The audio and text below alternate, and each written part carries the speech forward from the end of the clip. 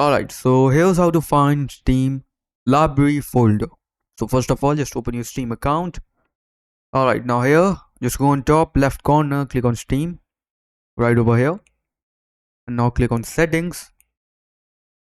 Okay, now here, go on storage. Now you can see all the games you have installed in here.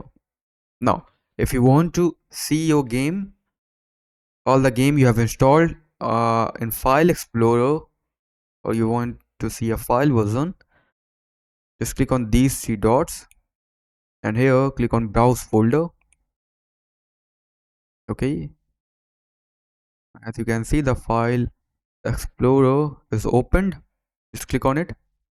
Now here click on common and you will see all the games over here. As you can see, I have only one game, Marvel Rivals. You will see all the game files over here. So that's it for the video. Thanks for watching.